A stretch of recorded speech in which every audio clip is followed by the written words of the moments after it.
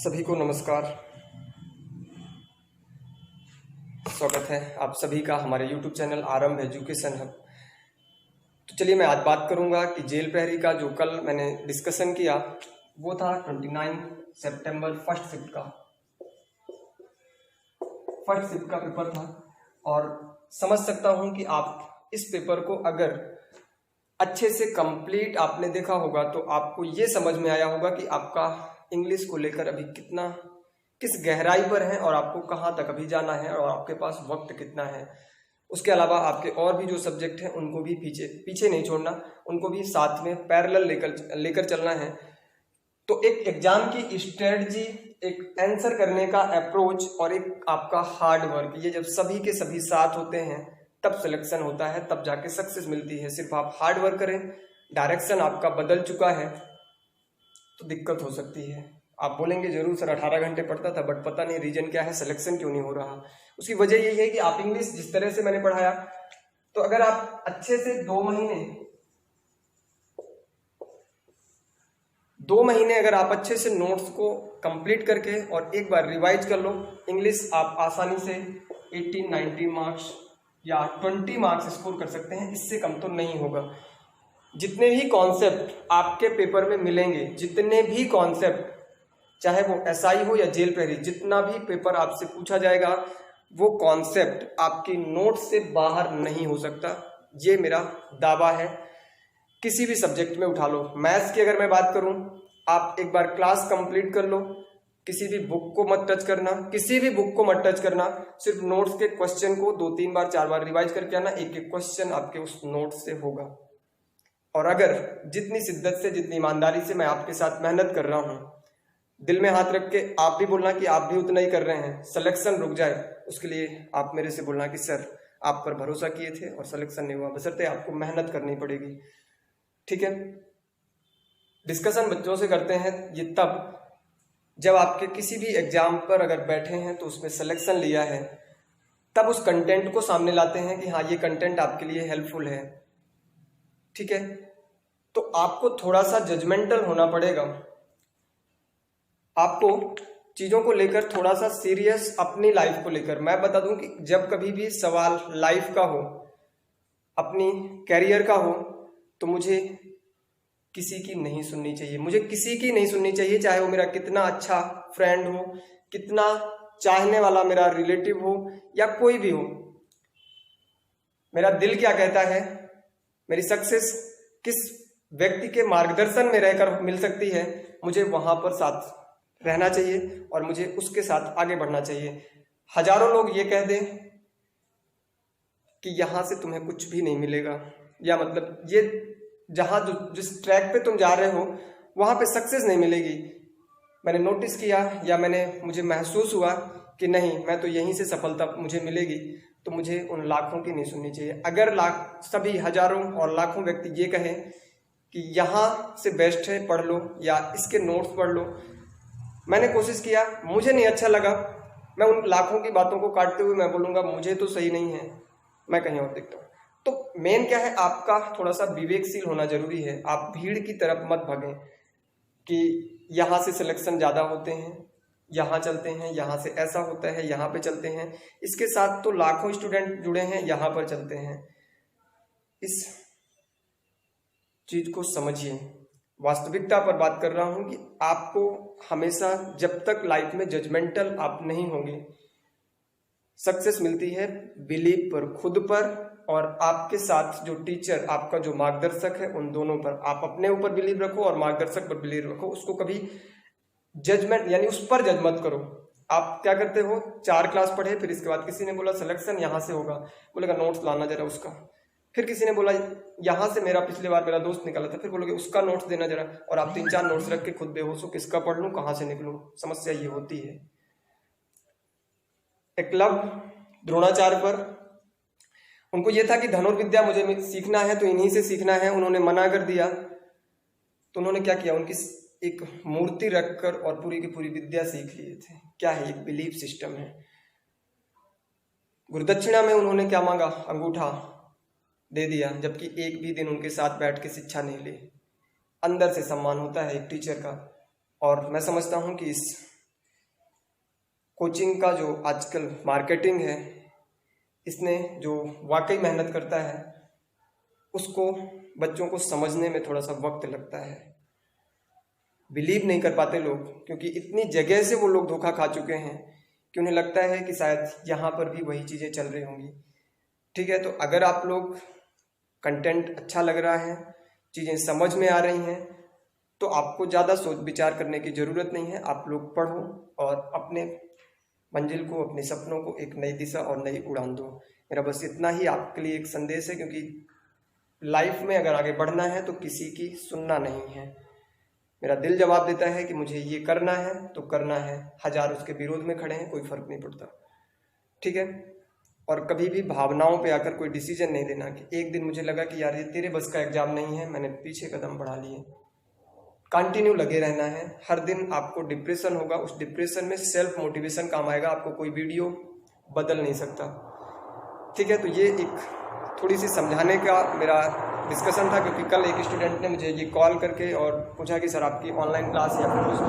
जब मैंने उसके साथ डिस्कशन किया तो बोला कि सर यूट्यूब में तो बहुत से लोग क्या है कोर्स कराते हैं, फिर इसके बाद अधूरे में उसको छोड़ देते हैं और फिर इसके बाद न जाने क्या क्या चलता रहता है।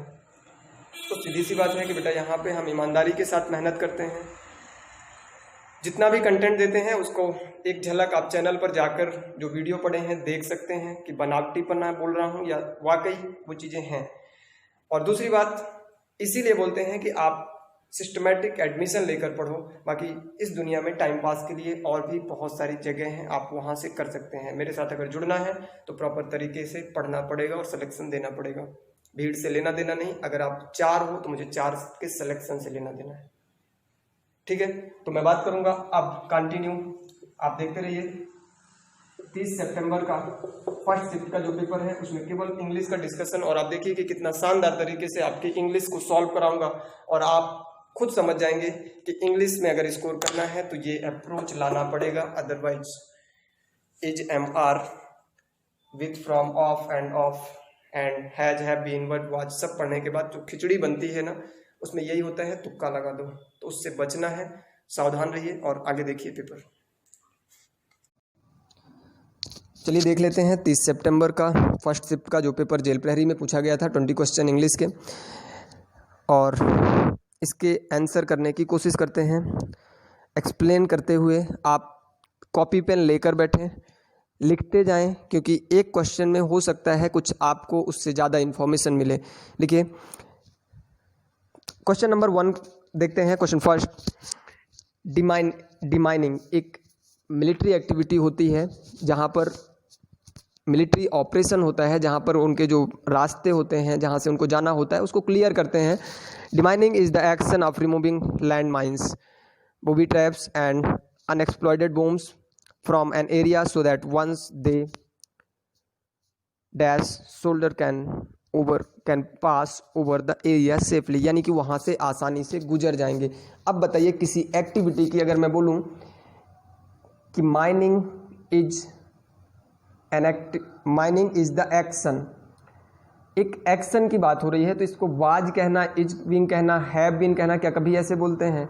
माइनिंग एक एक्टिविटी है, mining is an action, mining is the action, बस इतना बोलना है। Demining is the action, removing land mines, and ये सब क्या है? एक एक्टिविटी है जो पाथ को क्लियर करने का क्यों किया जाता है? So that once they are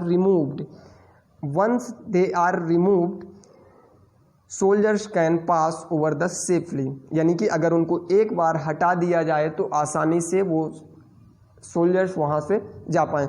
अब अगर आपको मैंने बताया कि केवल इज ही करेक्ट है, तो आप देख रहे हैं केवल ऑप्शन नंबर 3 में इज है, बाकी किसी में नहीं है। तो अगर आपको यहाँ पर आर बीइंग, हैज बीइंग, इनमें प्रॉब्लम भी हो रही है तो सोचना भी नहीं है, जिसमें इज है वही आपका करेक्ट होगा, ऑप्शन नंबर 3। आगे बढ़ते हैं। Question number 2, the government dash do something for the farmers who are suffering due to the insufficient rain. बारिश नहीं हुई है, ठीक है, गवर्नमेंट की या एक इंडिविजुअल आपकी, अगर कोई व्यक्ति सफ़र या प्रॉब्लम में है तो मैं कहूँगा कि एक मोरल ऑब्लिगेशन होता है, चाहे गवर्नमेंट हो या कोई इंडिविजुअल हो, एक मेरी रिस्पॉन्सिबिलिटी, एक ड्यूटी है, एक नैतिक कर्तव्य है कि मैं उसकी हेल्प करूं। क्या मैंने बोला, गवर्नमेंट की एक रिस्पॉन्सिबिलिटी है, एक मोरल ऑब्लिगेशन है, एक ड्यूटी है, एक नैतिक कर्तव्य है, और इन सभी के लिए मॉडल यूज करते हैं ought to. Government ought to, government को यह करना चाहिए, उसका एक नैतिक कर्तव्य है कि उन फार्मर्स की क्या करना चाहिए, फार्मर्स के लिए कुछ ना कुछ करना चाहिए।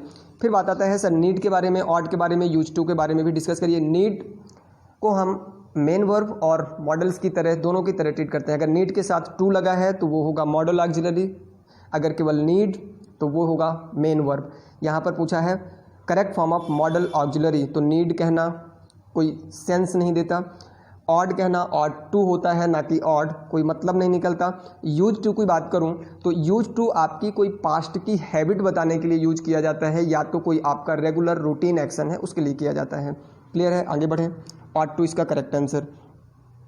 There are dash types of cartoon that childrens love to watch all day. अब यहाँ पर ऑप्शन देखते ही मुझे ये समझ में आ रहा है, मैं सबसे पहले इन 3 ऑप्शन को देखता हूँ। लिटिल है, फ्यूअर है, मच है, एंड आगे जो भी है सेवरल।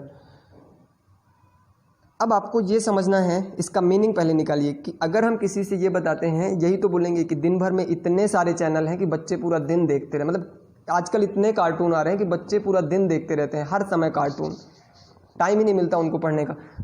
तो हर समय कार्टून, क्या कभी ऐसे बोलते हैं आजकल इतने लिटिल कार्टून, इतने कम कार्टून आ रहे हैं कि बच्चा पूरा दिन देख रहा है? मीनिंग बदल गया। तो लिटिल और फ्यूअर सेंस ही नहीं दे रहा। मच की बात करूं तो मच क्वांटिटी के लिए यूज होता है, मात्रा के लिए यूज होता है। क्या कह सकते हैं आजकल 20 किलो कार्टून आ रहे हैं, ठीक है, अनर्थ हो जाएगा मच कहना, ठीक है, ध्यान रखिए। तो मच का यूज गलत है, फ्यूअर का, लिटिल का, एक ऑप्शन बचता है सेवरल, या अगर मेनी होता तो वो भी हम कह सकते थे there are many types of cartoon, ठीक है। सिमिलरली यहाँ पर choose the option that correctly sequence the following sentence, यानी कि उस गिवन सेंटेंसेस को एक सीक्वेंस में रखें जो कि करेक्ट मीनिंग दे, यानी कि आपको एक मीनिंग दे। आपने कहा मैं ऑप्शन से करूँगा, ठीक है, ऑप्शन से कोशिश करते हैं। क्या फर्स्ट ऑप्शन के अकॉर्डिंग मैं सबसे पहले को रख दूं, यानी कि पहला statement, similarly coffee start to lose its flavour, loss it flavour, यानी कि आपको कॉफ़ी का जो फ्लेवर है वो क्या धीरे धीरे ख़त्म होता जाएगा, उसी तरह कॉफ़ी का फ्लेवर धीरे धीरे ख़त्म हो जाएगा जैसे कि वो धीरे धीरे। सिमिलरली से कोई सेंटेंस क्या आपने कभी बोला है? आप बताते हो कि पहले मैं ये करता था, सिमिलरली मैं इधर शिफ्ट हो गया, यानी कि मैं उसी की सिमिलरली का मतलब होता है उसी प्रकार। जब उसी प्रकार बोलते हैं तो उससे पहले मुझे कुछ बताना पड़ेगा, तब तो मैं बोलूँगा कि उसी प्रकार, मतलब ही नहीं निकलता पहला ऑप्शन कहना। दूसरे पे आते हैं, 4, यानी कि पहले अगर मैं चौथे सेंटेंस को रखूँ, पढ़ता हूँ, इट गोज स्टेल। स्टेल का मतलब होता है नो लॉन्गर फ्रेश और प्लीजेंट टू ईट, जो कि ज़्यादा समय तक अच्छा ना रहे और खाने के लिए कोई टेस्ट भी उसका ना हो, वहाँ पर हम यूज करते हैं stale. It goes stale if keep for many days. आपका क्वेश्चन होगा सर इट तो आपने बोला, बट है क्या, किसकी बात कर रहे हैं, क्या किसकी फ्रेशनेस ख़राब हो जाती है, कौन प्लीजेंट नहीं होता है, बताइए। तब मैं बोलूँगा ये भी गलत है। अब ऑप्शन नंबर 4 पे आते हैं, 2, 3, 1, 4। मैंने कहा सेकेंड को रखें, it's like banana kept in the fridge. फिर और थोड़ा सा आगे पढ़ते हैं, the taste of coffee depend on the freshness. दोनों को मिलाने से कुछ ऐसा लग रहा है कि मैं कुछ बता रहा हूँ। आप बोलेंगे it's like banana kept in the fridge, किसकी बात कर रहे हैं, कि जो बनाना के जैसे है, या किसी का टेस्ट है, या किसी का आप कलर की बात कर रहे हैं, या किसी फ्रूट्स की बात कर रहे हैं, किसकी बात कर रहे हैं? ये भी नहीं होगा। ऑप्शन नंबर 3 पर आते हैं, the taste of coffee depend on its freshness. इसमें आप देख रहे हैं कंप्लीट मीनिंग दे रहा है, the taste of coffee depend on its freshness. फिर इसके बाद 2, it's like banana kept in the fridge. Rhythm देखिए कि यानी कि the taste of coffee depend on the freshness, उसी की तरह जो कॉफ़ी की टेस्ट है फ्रेशनेस पर डिपेंड करता है, जैसे कि banana kept in the fridge. आगे बढ़ें, it goes stale if keep for many days. बता रहा है कि कॉफ़ी का टेस्ट उसके टाइम बढ़ते ख़राब होता है, जैसे कि अगर आपने बनाना को कहीं पर रखा है वो धीरे धीरे ख़राब होगा, और धीरे धीरे उसका टेस्ट जो है कम होता जाएगा जब तक आप उसको ज़्यादा दिनों तक रखोगे। सिमिलरली उसी प्रकार जैसे कि आपने यहाँ बनाना के बारे में बताया, it goes stale if kept for many days. ये बनाना के बारे में बात की जा रही है कि वो उसका स्वाद, उसका टेस्ट खराब होता जाएगा अगर आप बहुत ज़्यादा दिन तक रखोगे। उसी प्रकार coffee start to lose its flavour if get old. अब पूरी मीनिंग दे रहा है कि कॉफ़ी के बारे में बता रहा है, कंपेयर बनाना से कर रहा है, और बनाना से इसलिए कि आप ज़्यादा दिनों तक उसे रखोगे तो टेस्ट में कमी आएगी। आगे बढ़ते हैं, क्वेश्चन नंबर 5। अ मैन, अच्छा क्वेश्चन है। MPSI में तीन क्वेश्चन इस तरह से पूछे गए थे जहाँ पर आपको वोकैब बेस्ड, और ये सभी के सभी क्या हैं, एडजेक्टिव हैं। इसी को जब आपसे मैंने डिस्कशन किया था तो मैंने बोला था कि नरेशन और वॉइस की जगह एडजेक्टिव और एडवर्ब रखा गया था, इन्हीं को बोला जाता है। और हम पेपर में ढूंढते रहते हैं, कहीं पर लिखा ही तो नहीं यार एडजेक्टिव है, यही है, मेक एन अटेम्प्ट। ठीक है, द मैन एंथुसियाज्म, सॉरी इसकी बात नहीं कर रहा, और आगे है, आगे a man enthusiasm must take a sort of something problematic. अच्छा, man an attempt, demand something, ask something, give something.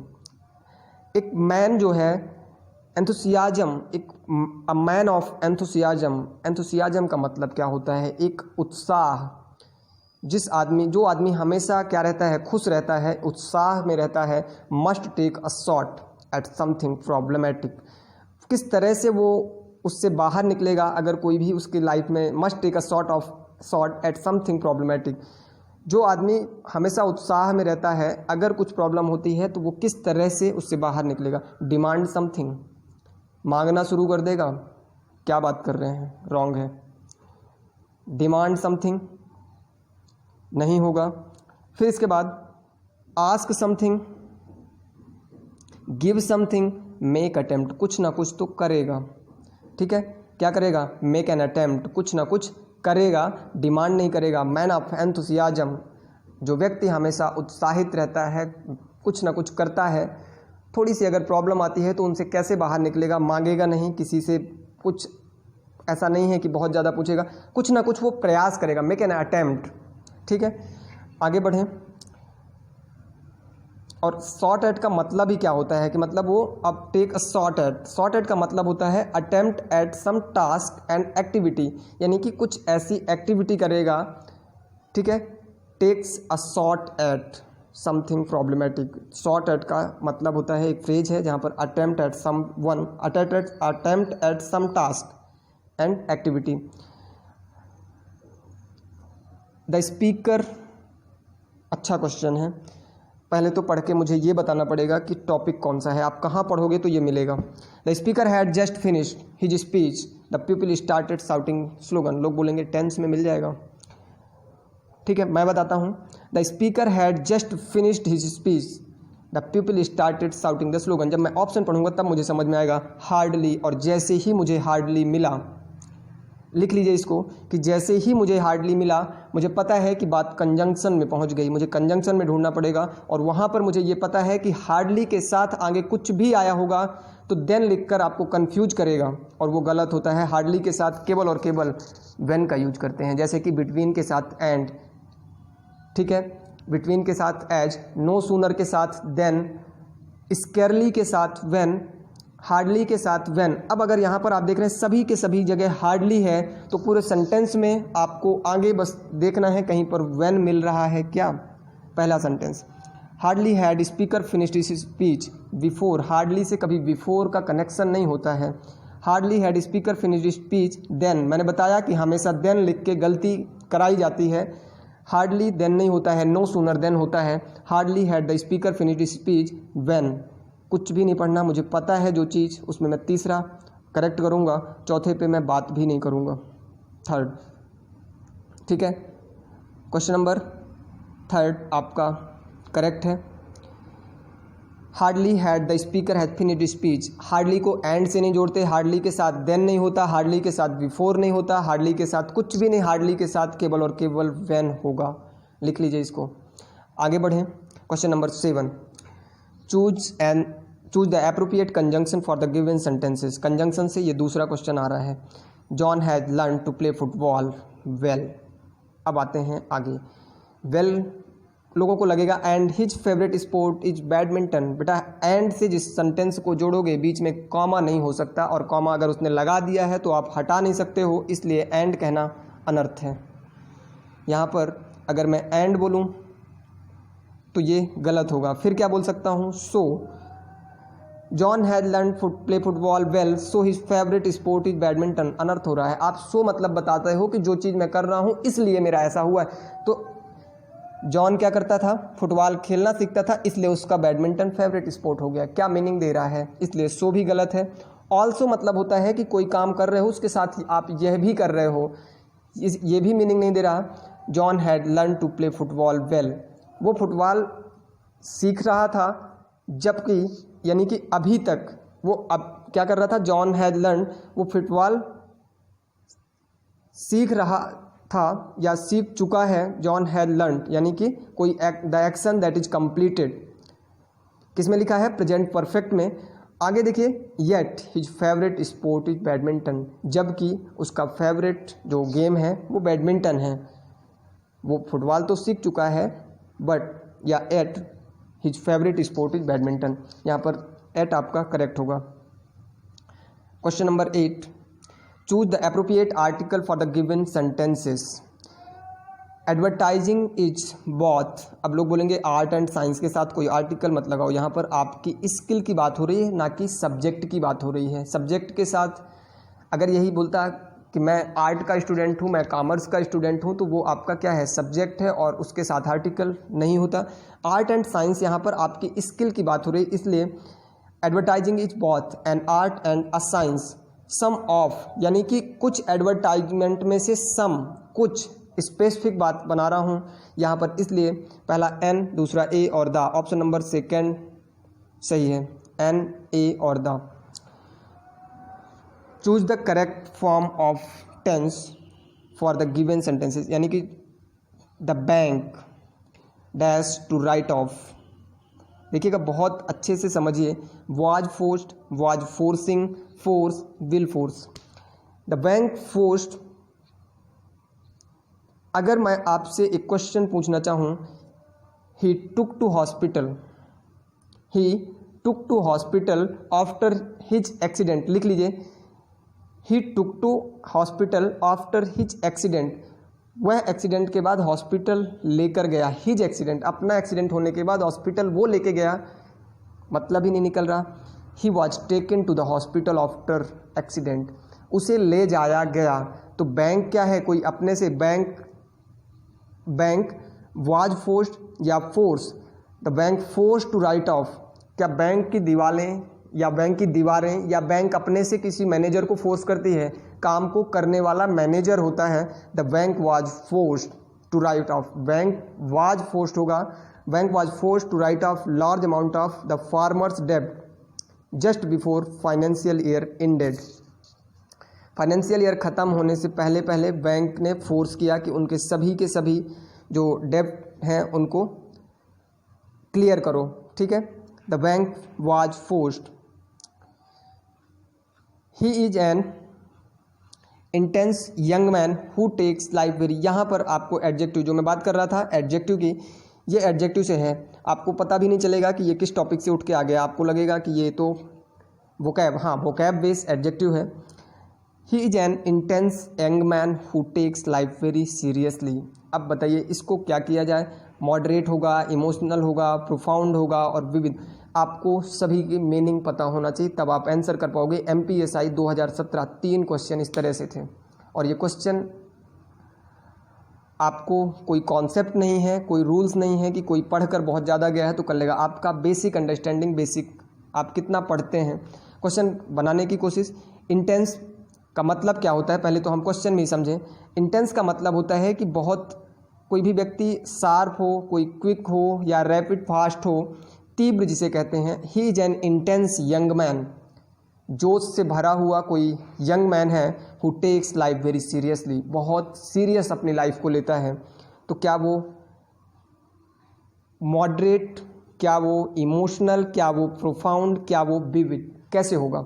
अगर मैं इमोशनल की बात करूं तो बहुत जो उत्साहित और बहुत जो रैपिड फास्ट, बहुत शार्प, बहुत तेज, तीव्र व्यक्ति होता है वो कभी इमोशनल, इतना छोटी छोटी प्रॉब्लम्स या लाइफ को लेकर बहुत टेक्स वेरी सीरियसली, यानी कि जो यंग मैन होगा बहुत लाइफ को बहुत सीरियस ले रहा है, वो हर समय इमोशनल तो नहीं होगा, सेंस ऑफ मतलब थोड़ा सा इमोशंस होंगे, लेकिन उसे ये कह देना कि वो बहुत इमोशनल है गलत हो जाएगा।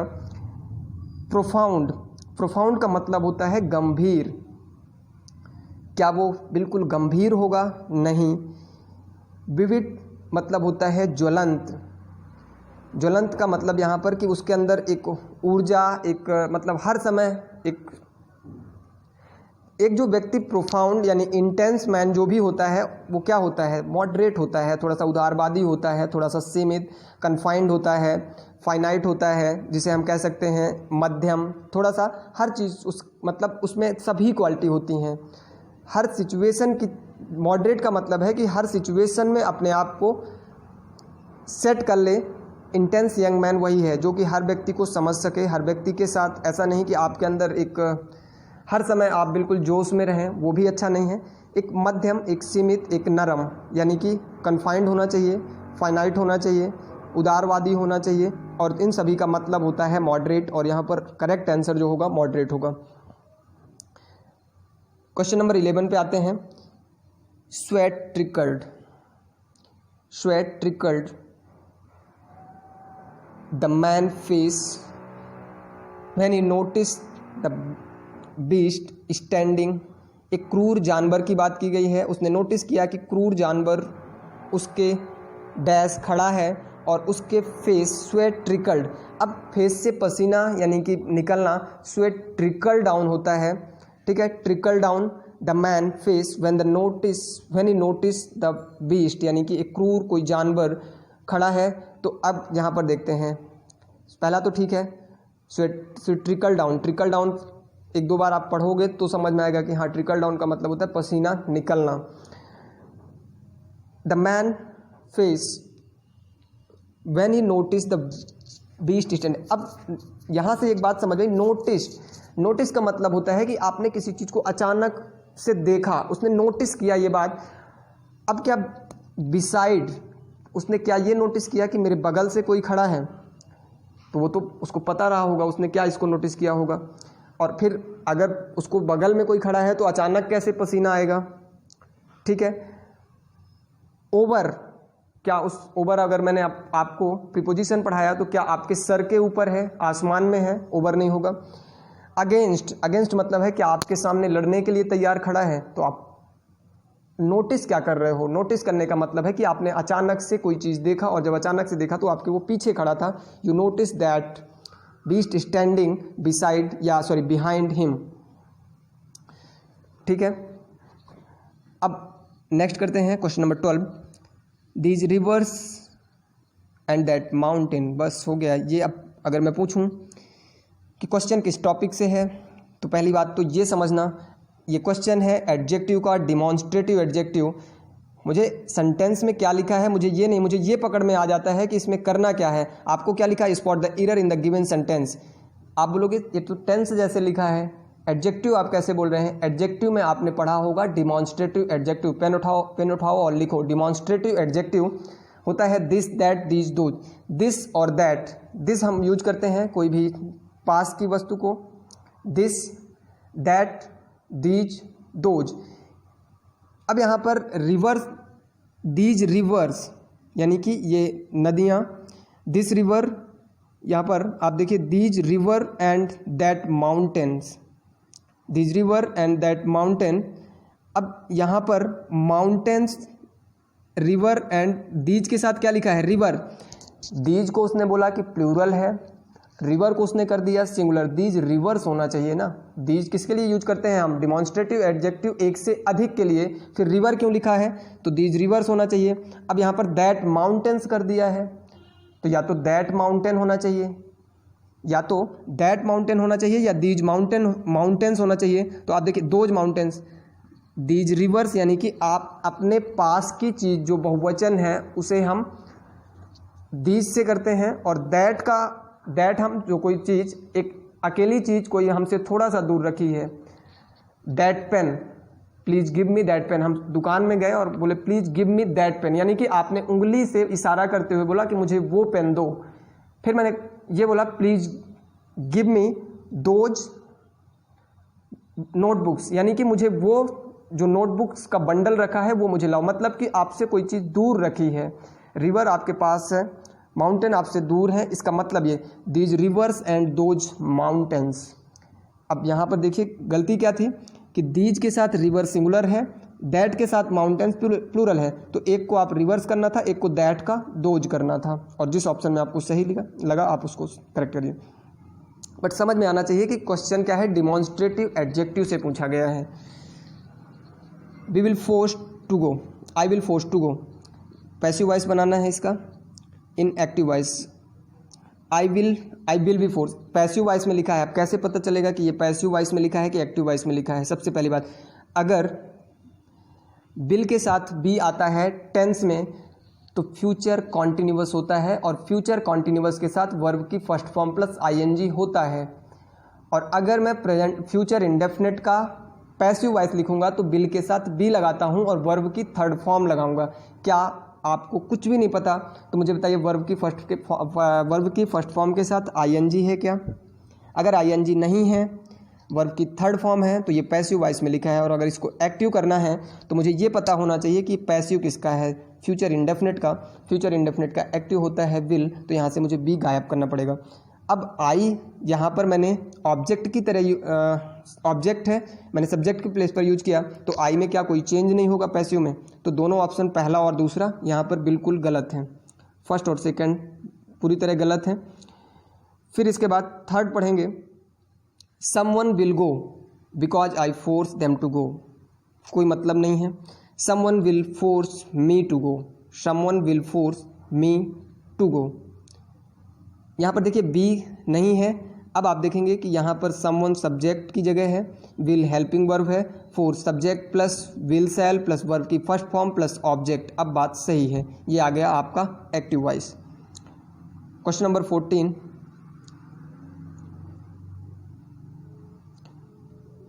Choose the appropriate prepositional phrase. I look forward, वाह ये तो सभी से बनेगा। आई लुक फॉरवर्ड, आपसे मिलने की राह देखता हूँ। I look forward to see you, सभी बोलते हैं बाय सी यू। तो अब टू सीइंग यू या टू बी सीन, सीइंग, आप ये क्वेश्चन तो सभी से बन जाएगा। I look forward to see you, I look forward to see you का मतलब होता है आपसे मिलने की राह देखता हूँ। वाह क्या बढ़िया। आगे बढ़ें, क्वेश्चन नंबर 15। ऐसे क्वेश्चन आपके कभी नहीं गलत होंगे। Choose the option with the appropriate prefix. यहाँ पर रेगुलर का इरेगुलर होता है, कुछ करने की ज़रूरत नहीं है। Question number 16, the chief guest cut the ribbon to inaugurate the new empire. अब इसको क्या करना है, पैसिव वॉइस में बनाना है। अब देखिए यहाँ पर the chief guest cut the ribbon to inaugurate the new. अब जब क्वेश्चन में पढ़ूंगा तब मुझे समझ में आएगा कि यहाँ पर क्या लिखा है, द रिबन।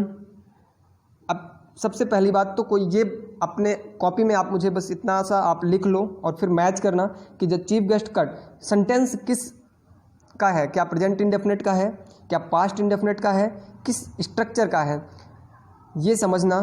कैसे समझ में आएगा, तो द चीफ गेस्ट सिंगुलर होगा, कट अगर सिंगुलर प्रेजेंट इंडेफिनिट में लिखा होता तो कट से लिखा होता।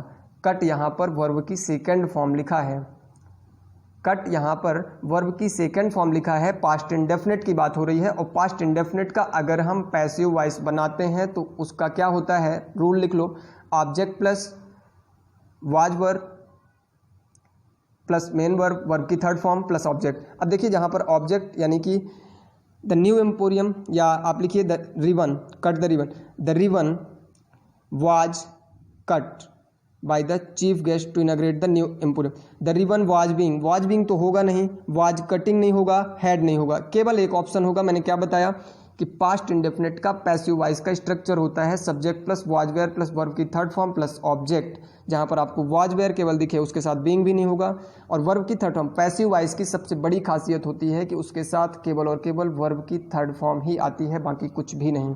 क्या कटिंग कह दूँ, बिल्कुल गलत होगा। नेक्स्ट क्वेश्चन आइए, question number 17। When it dash public buses can be twice as dangerous. जब बारिश होती है तो पब्लिक बसेस बहुत खतरे में होती हैं। अब आप यहाँ पे समझना है कि ये एक फैक्ट है कि जब बारिश होती है तो बसेस खतरे में होती हैं, इसमें कोई भी दो राय नहीं है। ऐसा नहीं है कि एक बस ही खतरे में होगी। तो यहाँ पर इज रेनिंग कहना गलत है, आपको ये लिखना है व्हेन इट रेन्स। जब बारिश होती है बस सभी क्या होती हैं, खतरे में होती हैं। इज रेनिंग, रेन क्यों नहीं होगा, क्योंकि इट के साथ, इट सिंगुलर है और सिंगुलर के साथ जो आप वर्ब लिखेंगे उसमें एस या ईएस लगाया जाएगा। मोस्ट ऑफ देम, अब रेन्स के साथ डोंट हैव। अब कुछ लोग बोलेंगे सर इजेंट हैव से ट्राई कर लेते हैं। मोस्ट ऑफ देम के साथ प्लूरल होगा, प्लूरल इजेंट हैव कैसे हो सकता है, इजेंट हैविंग नहीं हो सकता। Don't, most of them plural के साथ डू आता है, most of them don't have. Option number second यहाँ पर करेक्ट होगा। Question number 18, choose the correct form of the verb from the following option in the given sentences. They dash the class when I went to see there. जब मैं उन्हें देखने गया वो क्या कर रहे थे, खेल रहे थे। खेल रहे थे, आई वेंट यहाँ पर पास्ट लिखा है, पास्ट इंडेफिनिट का टेंस है कि जब मैं उन्हें देखने गया तो वो क्या, यहाँ पर प्लेइंग कहना, प्लेइंग के साथ अगर मैं कोई भी हेल्पिंग वर्ब नहीं लगा रहा हूँ तो गलत है, पहला ऑप्शन नहीं हो सकता। दे इज प्लेइंग, तो वो तो खेल रहे हैं। जब मैं उन्हें देखने गया तो वो खेल रहे हैं, मीनिंग ही नहीं दे रहा। जब मैं देखने गया तो वो खेल रहे थे, वाज प्लेइंग होगा। ठीक है, they were playing, was playing नहीं, प्लूरल है, they were playing. Childrens were playing chess when I went to see them. बच्चे यानी कि वे लोग चेस खेल रहे थे जब मैं उन्हें देखने गया, या जब मैं उन्हें देखने गया वो लोग चेस खेल रहे थे। ऐसे भी लिख सकते हो। ठीक है, इतना इन्फॉर्मेशन इसके लिए सफिशिएंट है। Choose the correctly punctuated sentence. अब यहाँ पर देखिए well we have finished, well के साथ एक कॉमा लगाएंगे क्योंकि वेल बोलने के बाद थोड़ा सा वहाँ पर एक स्टॉप, फिर आगे बढ़ते हैं। वेल वी हैव फिनिश्ड अवर। अब वी हैव फिनिश्ड अवर, यहाँ पर बीच में कुछ भी नहीं होना चाहिए, क्वेश्चन मार्क लगाने का कोई लॉजिक नहीं होता है। तो आपका option number 3 is the right answer. Next आते हैं, choose the appropriate article. Dog walked dash whole night and disturb my sleep. अब पूरी रात कोई डॉग भूखा हो तो a dog walk the whole night and disturb my sleep. तो ऑप्शन क्या होगा, ऑप्शन नंबर 3 इसका करेक्ट आंसर है। और आप सभी, उम्मीद करता हूँ कि जो सॉल्यूशन है या जो आंसर्स हैं इसके समझ में आए होंगे। बाकी जो नेक्स्ट पेपर है उसको हम नेक्स्ट वीडियो में डिस्कशन करेंगे। Okay, take care. और इसी तरह आप लोग प्रैक्टिस करें, तब जाके स्कोर 20 आउट ऑफ 20 आप आसानी से कर सकते हैं।